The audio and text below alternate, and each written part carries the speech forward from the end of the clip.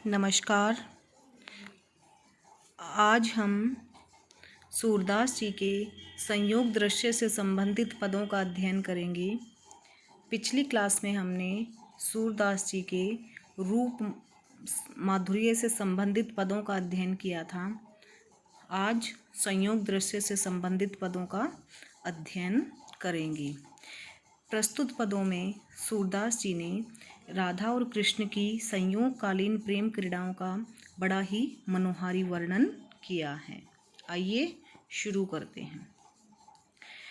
नवल किशोर नवल नागरिया, अपनी भुजा श्याम भुज ऊपर, श्याम भुजा अपने उर धरिया।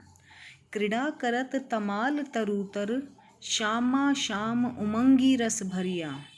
यूं लपटाई रहे उर ज्यों, मरकत मणि कंचन में जरिया। उपमा काहि देव को लायक, मनमथ कोटि वारने करिया।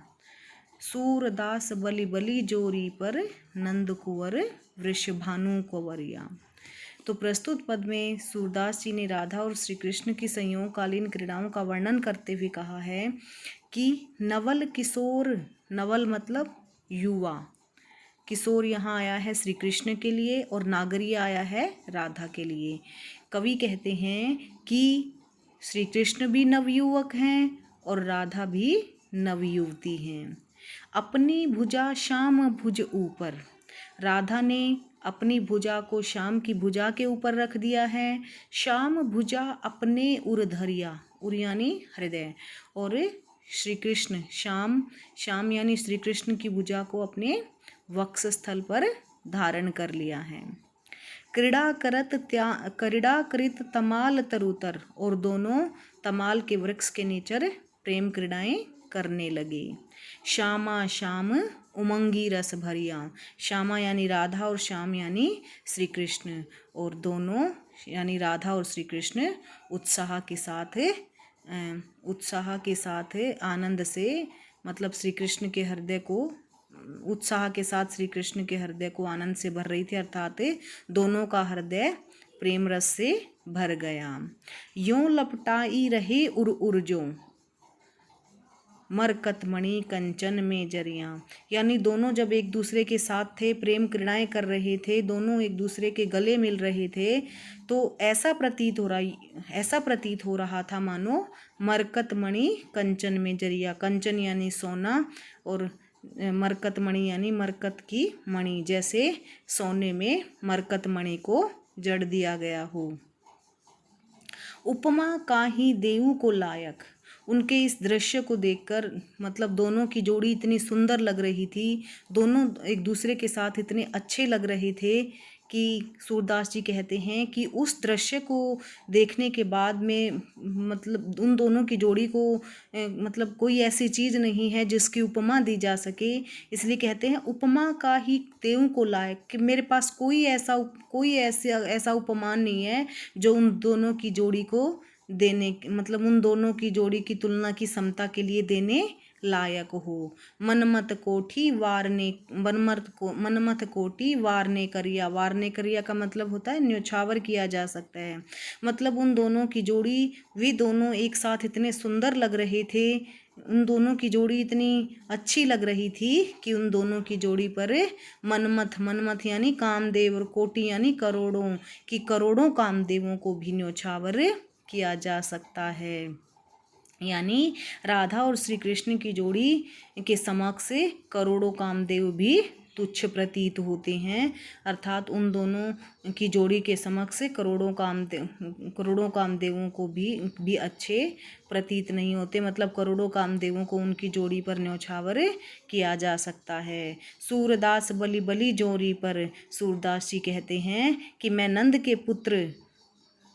के पुत्र श्री कृष्ण और नंद कुंवर वृषभानु कुंवरिया, मैं नंद के पुत्र श्री कृष्ण और वृषभानु की पुत्री राधा की इस जोड़ी पर बार बार बलिहारी जाता हूँ। तो प्रस्तुत पद में सूरदास जी ने राधा और कृष्ण की स्वच्छंद प्रेम लीला का, उनकी संयोगकालीन क्रीड़ाओं का बहुत ही मनोहारी वर्णन किया है। मुरली मधुर बजाई श्याम, मन हर लियो, मन हर लियो भवन नहीं भावे, व्याकुल ब्रिज की बाम। भूषण भोजन भूषण की सुध नाही, तनु की नाही संभार। गृह गुरु लाज सूर सो तोर्यो, डरी नहीं व्यवहार। करत सिंगार विवश भई सुंदरी, अंगनी गई भुलाई। सूर श्याम बन बेनु बजावत, चित चित रास समाई। तो प्रस्तुत पद में सूरदास जी ने श्री कृष्ण की मुरली का गोपियों के ऊपर जो प्रभाव पड़ा, यानी श्री कृष्ण की मुरली की मधुर स्वर के व्यापक प्रभाव को यहाँ पर सूरदास जी ने व्यक्त किया है कि गोपियों के ऊपर सूरदास जी की मुरली की मधुर तान का क्या प्रभाव होता है, किस तरह से वो अपने सुध बुध खो बैठती हैं, किस तरह से उन्हें अपने बड़े बुजुर्गों और अपने घर वालों तक की लाज की और मान मर्यादा की परवाह नहीं रहती और वो अपना सब कुछ श्री कृष्ण के ऊपर अपना सर्वस्व न्यौछावर करने के लिए तैयार हो जाती हैं। सूरदास जी कहते हैं कि मुरली मधुर बजाई श्याम, कि श्याम यानी श्री कृष्ण ने बड़ी ही मधुर ध्वनि में यानी बड़े ही मधुर स्वर में मुरली बजाई। मन हर लियो भवन नहीं भावे, और उस मुरली की मधुर स्वर का, उस मुरली के मधुर स्वर का गोपियों के ऊपर ऐसा प्रभाव हुआ कि उस मुरली की मधुर तान को सुनकर ब्रज की युवतियाँ अपना मन श्री कृष्ण पर न्यौछावर कर देती हैं, अर्थात श्री कृष्ण की मुरली की मधुरता ने गोपियों के मन को हर लेती है। व्याकुल ब्रज की बाम, व्याकुल यानी व्याकुल हो जाती हैं, यानी गोपियाँ श्री कृष्ण की मुरली की मधुर तान को सुनकर व्याकुल हो जाती हैं और उस मुरली की मधुर तान का ऐसा प्रभाव उनके हृदय पर पड़ जाता है कि वो अपना मन हार जाती हैं, यानी श्री कृष्ण की वो मुरली की मधुर तान उनका मन हर लेती हैं। भोजन भूषण की सुध नाई, भोजन यानी खाना, भूषण यानी आभूषण, उन्हें अपने भोजन और आभूषणों की भी सुध नहीं रहती, अर्थात ना उन्हें खाने पीने की सुध रहती है और ना ही उन्हें नहाने धोने अर्थात आभूषण धारण करने की सुध रहती है। तनु की ना ही संभार, तनु यानी शरीर, न ही वे अपने शरीर की ठीक से देखभाल करती हैं, संभाल करती हैं। कहने का भाव ये है कि श्री कृष्ण की मुरली की मधुर तान का ऐसा प्रभाव गोपियों के ऊपर पड़ा कि वो अपनी सुध बुध खो बैठी, ना उन्हें खाने पीने का होश है और ना ही उन्हें नहाने धोने अर्थात आभूषण धारण करने की शुद्ध है। गृह गुरु लाज सूर सो तोर्यो, सूरदास जी कहते हैं कि उन्होंने गृह यानी अपने घर वालों की, गुरु यानी अपने बड़ों की, अपने गुरुओं की शर्म को भी, लाज यानी शर्म को भी तोड़ दिया है अर्थात त्याग दिया है। तथा डरी नहीं व्यवहार, तथा वे सांसारिक व्यवहार का भी भय नहीं मानती, यानी वो प्रेम मार्ग में ऐसी पगी हैं, श्री कृष्ण की मुरली की, श्री कृष्ण पर इतनी आसक्त हैं, उनकी मुरली की मधुर तान पर इतनी मोहित हैं कि उन्हें अपने बड़े बुजुर्गों की, अपना सामाजिक लाज लज्जा की, सामाजिक व्यवहार की किसी तरह की भी वो परवाह नहीं करती और उन्होंने सबसे नाता तोड़ लिया है। करत सिंगार विबस भई सुंदरी, अंगनी गई भुलाई। ब्रज की ये सुंदर युवतियाँ करत सिंगार विवश भई, विवश होकर अपने अंगों को, अंगनी गई भुलाई यानी अपने अंगों को भुलाते हुए श्रृंगार करती हैं, यानी वो श्री कृष्ण की मुरली की मधुर तान को, इतना मधुर तान को सुनकर इतनी विवश हो जाती हैं कि अब श्रृंगार करके और श्री कृष्ण की मुरली की मधुर तान की तरफ आकर्षित होती जाती हैं, यानी उस मुरली की मधुर तान की ओर खिंचती चली जाती हैं और अपने अंगों की शुद्ध तक को उन्होंने भुला दिया, अर्थात अपने शरीर तक की उन्हें का ध्यान उन्हें नहीं रहता। सूर श्याम बन बेनु बजावत, सूरदास जी कहते हैं कि जो श्री कृष्ण है वो वन में बेनु यानी बांसुरी और बजावत यानी बजा रहे हैं, श्री कृष्ण वन में बांसुरी बजा रहे हैं और चित हित रास समाई, और उस मुरली की, उस बांसुरी की मधुर तान को सुनकर गोपियों के हृदय में रास समा गया है, यानी कि उनके हृदय में और श्री कृष्ण के हृदय में भी गोपियों का भला करने का खेल समाया हुआ है। तो प्रस्तुत पद में सूरदास जी ने मुरली के प्रभाव की व्यापकता का वर्णन किया है कि मुरली की मधुर तान का ऐसा व्यापक प्रभाव गोपियों के ऊपर पड़ा है कि उन्हें ना तो अपने तन की शुद्ध बुद्ध है, ना खाने पीने की, और ना ही उन्होंने अपने बड़े बुजुर्गों की मान मर्यादा और शर्म का ध्यान है।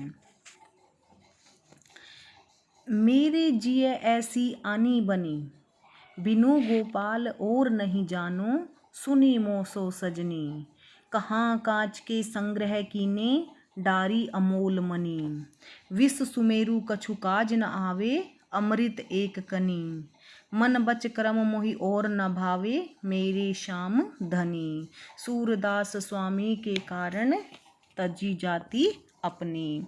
यहाँ पर गोपियों का श्री कृष्ण के प्रति एक निष्ठ प्रेम व्यक्त हुआ है, या हम ऐसे कह सकते हैं कि सूरदास जी की भी श्री कृष्ण के प्रति एकनिष्ठ और अनन्य भक्ति का परिचय हमें यहाँ पर मिलता है।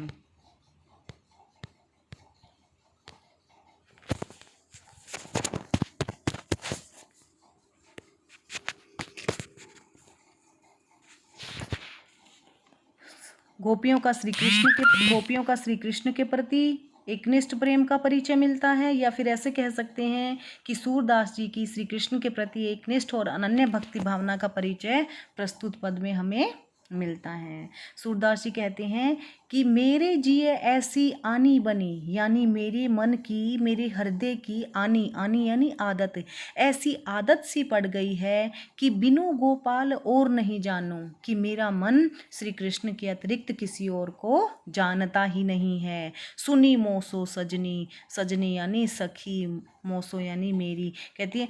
ऐसे भी कह सकते हैं कि एक गोपी दूसरी गोपी से कहती है कि हे सखी सुनो, मैंने तो अपने मन में श्री कृष्ण की मूर्ति को ही बसा लिया है, और मुझे श्री कृष्ण के सिवाय किसी और को ना तो देखना अच्छा लगता है और ना ही किसी दूसरे के विषय में सुनना अच्छा लगता है। या फिर ऐसे कह सकते हैं कि सूरदास जी कहते हैं कि मेरे मन में तो मेरे अनन्य और एकनिष्ठ देव श्री कृष्ण की मूर्ति समाई हुई है, मैंने तो उन्हें अपना आराध्य, एकनिष्ठ आराध्य स्वीकार कर लिया है। उनके सिवाय मुझे किसी दूसरे देवी देवता की तरफ, ना तो दूसरे देवी देवता के विषय में सोचना अच्छा लगता है और ना ही किसी दूसरे देवी देवता की तरफ मेरा झुकाव होता है।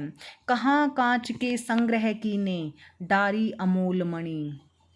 कवि कहते हैं, या तो ऐसे कह सकते हैं कि गोपी कहती है कि कहाँ कांच के संग्रह कीने, डारी अमोल मणि, कि यहाँ पर श्री कृष्ण को तो अमोल यानी अमूल्य मणि बताया गया है, और अन्य व्यक्तियों को यहाँ पर कांच के समान बताया गया है। या फिर ऐसे कह सकते हैं कि यहाँ पर जो सूरदास के एकनिष्ठ और अनन्य प्रभु हैं श्री कृष्ण, वो बहुमूल्य मणि के समान हैं, और अन्य देवी देवता कांच के संग्रह के समान हैं। तो कवि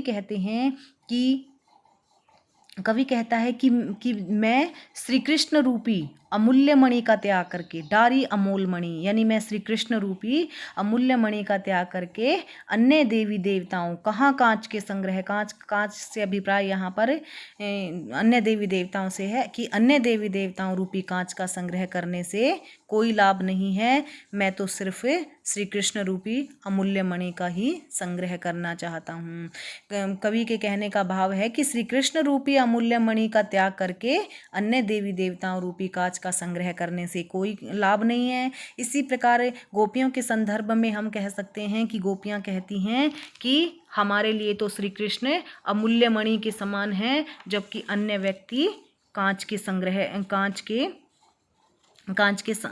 समान है। इसलिए कहती हैं कि हे सखी मेरी बात सुनो, कि मेरे हृदय की तो ऐसी आदत सी बन गई है कि मैं ना तो किसी और के विषय में जानती हूँ, और श्री कृष्ण रूपी बहुमूल्य मणि को छोड़कर मैं किसी अन्य व्यक्ति रूपी कांच का संग्रह नहीं करना चाहती। अर्थात कौन ऐसा मूर्ख होगा जो श्री कृष्ण रूपी बहुमूल्य मणि को छोड़कर कांच का संग्रह करेगा। कहने का भाव ये है कि श्री कृष्ण तो मेरे लिए बहुमूल्य मणि के समान है, जबकि अन्य युवक हैं वो शीशे के समान हैं। विष सुमेरु कछु काज न आवे, अमृत एक कणी। दोबारा से फिर अगर हम सूरदास के संदर्भ में लें तो सूरदास जी कहते हैं कि विष का तो सुमेरु पर्वत भी किसी काम नहीं आता, जबकि अमृत का एक कण भी जीवन के लिए उपयोगी हो सकता है। तो कहने का भाव ये है कि यहाँ पर श्री कृष्ण अमृत के एक कण के समान हैं, जबकि जो अन्य देवी देवता रूपी हैं वो उन्हें यहाँ पर कवि ने विश्व के सुमेरु पर्वत के समान माना है कि श्री कृष्ण रूपी जो अमृत का एक कण है वो उनके लिए उपयोगी है, जबकि अन्य देवी देवता रूपी जो विश्व का सुमेरु पर्वत है वो उनके लिए किसी प्रकार से उपयोगी नहीं है। इसी तरह से गोपियों के संदर्भ में कहा जा सकता है कि श्री कृष्ण तो गोपियों के लिए अमृत की एक कण के समान उपयोगी हैं, जबकि अन्य व्यक्ति रूपी जो सुमेरु पर्वत है वो उन्हें जहर के समान प्रतीत होता है। इसलिए वो गोपियाँ कहती हैं कि विष का जो सुमेरु पर्वत होता है वो भी किसी काम का नहीं होता, जबकि अमृत का एक छोटा सा कण भी जीवन के लिए उपयोगी हो सकता है। मन बच क्रम मोहि और न भावे, मेरे श्याम धनी। सूरदास के संदर्भ में अगर हम कहें तो कह सकते हैं, सूरदास जी कहते हैं कि मैं तो मन वचन और कर्म से अपने प्रभु श्री कृष्ण का ही ध्यान करता हूँ। मेरे श्याम धनी, वही मेरे सर्वस्व हैं, वही मेरे ईश्वर हैं, वही मेरे धनी हैं। धनी यहाँ पर सूरदास के संदर्भ में हम धनी का अर्थ स्वामी मान सकते हैं, वही मेरे स्वामी है। और अगर गोपियों के संदर्भ में हम कहें तो गोपियाँ कहती हैं कि हमने तो मन वचन और कर्म से श्री कृष्ण को ही अपना सर्वस्व मान लिया है, अर्थात मनसा वाचा कर्मणा हमें और कोई व्यक्ति अच्छा नहीं लगता, श्री कृष्ण ही हमारे धनी अर्थात पति हैं, और मैं श्री कृष्ण ही मेरे धनी अर्थात पति हैं, मैं उन्हीं से प्रेम करती हूँ। सूरदास स्वामी के कारण तजी जाती अपनी। अंत में सूरदास जी कहते हैं कि मैंने तो अपने उसी स्वामी श्री कृष्ण के कारण, अपने प्रभु श्री कृष्ण के लिए ही मैंने अपनी जाति तक को छोड़ दिया। अगर हम गोपी के संदर्भ में लें तो गोपी कहती है कि मैंने अपने प्रभु श्री कृष्ण के लिए अपनी जाति को छोड़ दिया, मैं तो केवल श्री कृष्ण से ही प्रेम करती हूँ। तो यहाँ पर गोपियों का और सूरदास जी का भगवान श्री कृष्ण के प्रति एकनिष्ठ प्रेम और एकनिष्ठ भक्ति भाव का वर्णन कवि ने किया है। चितई राधा रति नागर और, नैन बदन छबियों उपचती, मनु शशि अनुराग चकोर। सारस रस अंचवन को मानव, फिरत मधुप जुगजोर। पान करत कहूँ तृप्ति न मानत, पलकनी देत अकोर। लियो मनोरथ मानी सफल जो, रजनी गए पुनि भोर। सूर परस्पर प्रीति निरंतर, दंपत्ति है चित चोर। प्रस्तुत पद में सूरदास जी ने राधा और श्री कृष्ण के रूप सौंदर्य का, मतलब जिस तरह से राधा श्री कृष्ण के रूप सौंदर्य की तरफ टकटकी लगाए हुए है, जिस तरह से उनके रूप सौंदर्य का पान कर रही है, उस दृश्य का वर्णन कवि ने यहाँ पर किया है। सूरदास जी कहते हैं चितई यानी देख रही है, देखती है राधा, रति नागर यानी श्री कृष्ण की ओर, यानी राधा जी रति नागर श्री कृष्ण की ओर यानी उनके मुख की ओर टकटकी लगाई हुई है, उनके मुख को निहार रही है।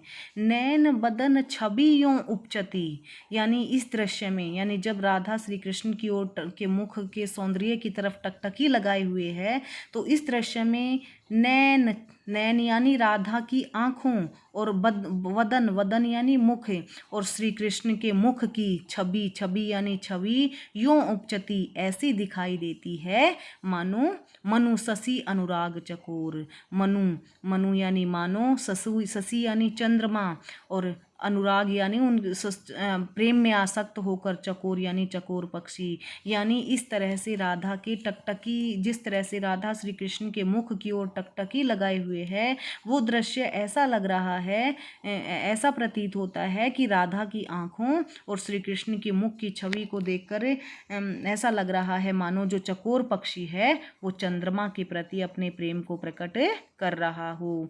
मैंने आपको पिछली क्लास में भी बताया था कि जो चकोर होता है, चकवा चकवी या चकोर पक्षी होता है, उनको यह अभिशाप मिला हुआ है कि वो रात में एक दूसरे के साथ नहीं रहेंगे, इसलिए वो पूरी रात चंद्रमा की ओर टकटकी लगाए रहते हैं, एक टक या निर्विवेश दृष्टि से देखते रहते हैं, इस आशा में कि कब ये चंद्रमा छिपेगा और यानी सुबह होगी और कब चकवा चकवी का मिलन होगा।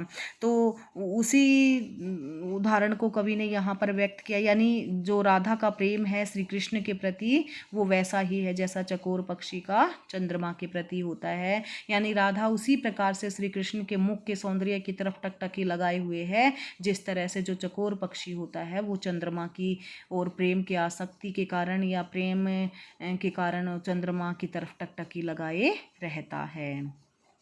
सारस रस अंचवन को माने फिरत मधुप जुगजोर। राधा की जो आंखें हैं श्री कृष्ण को ऐसे देख रही हैं, सारस रस अंचवन, अंचवन मतलब पीना, पान करना, मतलब कहती हैं कि जो राधा जिस तरह से एकटक श्री कृष्ण को देख रही है, राधा की जो आंखें श्री कृष्ण को देख रही हैं, ऐसा प्रतीत होता है मानो मधुप यानी भंवरे, जुगजोर मतलब जोड़ा, जो भरमरों का जोड़ा है, दो भरमर व्याकुल होकर मतलब सारस रस का पान करना चाहती हूँ। यानी जिस तरह से या राधा श्री कृष्ण के मुख की ओर टकटकी लगाए हुए है, तो वो दृश्य ऐसा प्रतीत होता है मानो दो भरमरों का जोड़ा यानी दो भंवरे व्याकुल होकर सारस रस अंचवन, अंचवन मतलब पान करना, मानो सारस रस का पान करना चाहती हूँ। पान करत कहूँ तृप्ति न मानत। जो राधा की आंखें हैं वो श्री कृष्ण के मुख के सौंदर्य का पान कर रही हैं, परंतु उन्हें तृप्ति नहीं हो रही है, अर्थात वो निरंतर उस रस का पान करना चाहती हैं। इसीलिए पलकनी देत अकोर, अकोर का मतलब होता है बंद ना करना, वो निरंतर उनके सौंदर्य के या मुख पर टकटकी लगाए रहती हैं और वे अपनी पलकों तक को झपकने नहीं देती। कहने का भाव ये है कि जो राधा की आंखें हैं वो श्री कृष्ण के सौंदर्य रस का पान करते करते तृप्त नहीं होती और निरंतर उनके सौंदर्य यानी मुख के सौंदर्य की ओर वो टकटकी लगाई रहती हैं और अपनी पलकों को झुकने नहीं देती। लियो मनोरथ मानी सफल जो रजनी गए पुनि भोर। ऐसा लगता है मानो राधा की आंखों ने अपने मनोरथ को सफल करने का संकल्प ले लिया हो। कौन से मनोरथ को? मनोरथ का मतलब होता है उद्देश्य की श्री कृष्ण के मुख सौंदर्य का पान करने का, कि मैं तभी अपने आंखें झुकाऊंगी या पलकें झुकाऊंगी जब मेरी आंखें तृप्त हो जाएंगी इस श्री कृष्ण के मुख के सौंदर्य का पान कर करके, तभी मैं अपनी पलकें मानो उन्होंने ऐसा लगता है कि जैसे उनकी आंखों ने अपने मनोरथ को, अपने उद्देश्य को सफल करने का संकल्प ले लिया हो। ठीक उसी प्रकार से जिस प्रकार रात के बीतने पर जो रजनी गई पुनि भोर, मतलब जिस प्रकार रात के बीतने पर सवेरा हो जाता है, उसी प्रकार से वो भी श्री कृष्ण को जो देखने संबंधी उनका मनोरथ है उस अपनी तृप्ति का अनुभव करके ही रहेंगी। यानी जब उनकी तृप्ति हो जाएगी तभी वो पलके झुकाएंगे। सूरदास जी कहते हैं सूर परस्पर प्रीति निरंतर दंपत्ति हैं चितचोर। सूरदास जी कहते हैं कि राधा और कृष्ण निरंतर एक दूसरे से प्रेम करने वाले हैं, एक दूसरे का चितचोर यानी एक दूसरे के हृदय को चुराने वाले हैं, और दोनों एक दूसरे से निरंतर आपस में प्रेम किए जा रहे हैं, यानी दोनों में आपस में प्रेम भाव बना हुआ है। तो यहाँ पर प्रस्तुत पद में सूरदास जी ने राधा और कृष्ण की संयोगकालीन अवस्थाओं का, उनके प्रेम का बड़ा ही सजीव चित्रण किया है। धन्यवाद।